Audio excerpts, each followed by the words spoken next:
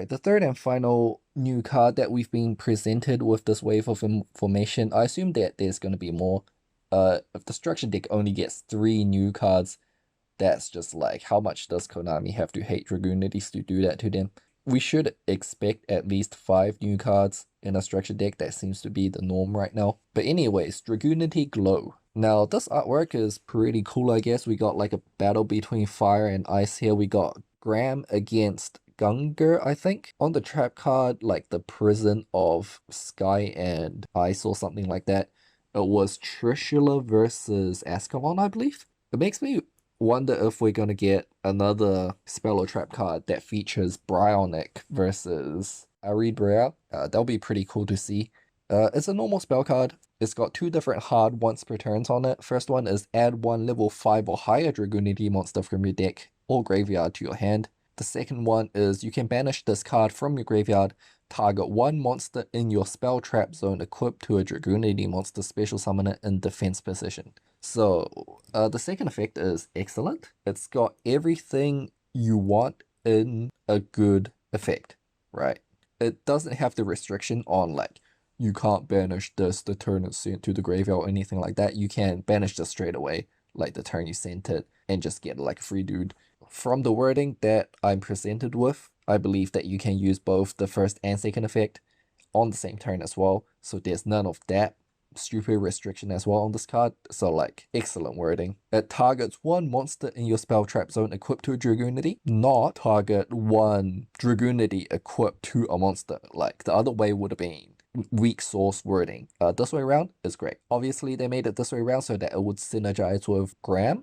So you know, if you have Graham up, whatever you kill gets equipped to you, so you can like summon your opponent's monsters. That's pretty cool. This also doesn't have, you know, those stupid restrictions like the monster's effect is negated and it dies at the end phase or stuff like that, right? Like none of that like stupid restrictions.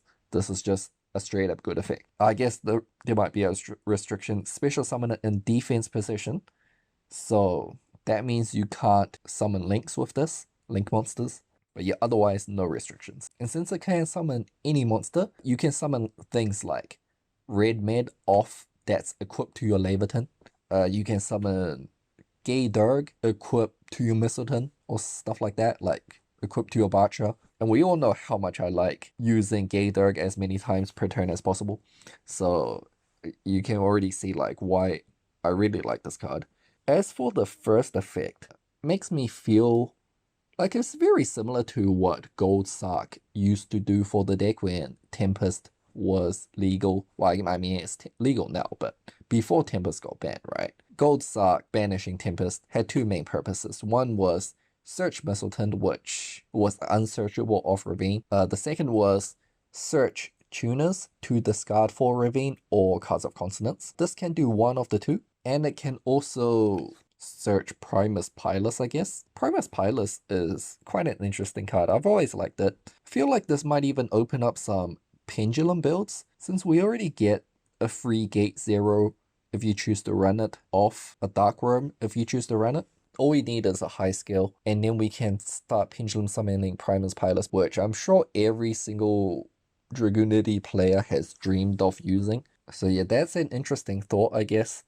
But now, both Dragunity Glow and Armagram, they try to solve the card advantage problem of Dragunities. So if you use Glow and you add Gram, activate Ravine, discarding Gram to, you know, to dump or add, right? Just from that, you've put a Gram in the graveyard that's just going to come back for free. You've put a Glow in the graveyard, which is kind of like a pseudo Monster Reborn with the second effect, right? Like, that's really good card advantage, card economy. So I like the direction that these cards are taking the deck. Obviously, a lot of the things I've said about these 3 cards are based on an assumption that the old Dragunity playstyle, that like these cards are supplementing the old Dragunity playstyle. Of course, they could also just refresh the whole entire archetype, and none of the old Dragunity cards would be worth running after the rest of the cards in the structure deck has been revealed. Then, you know, a lot of the discussion would be meaningless if that's the case. But yeah, interested in what comes next.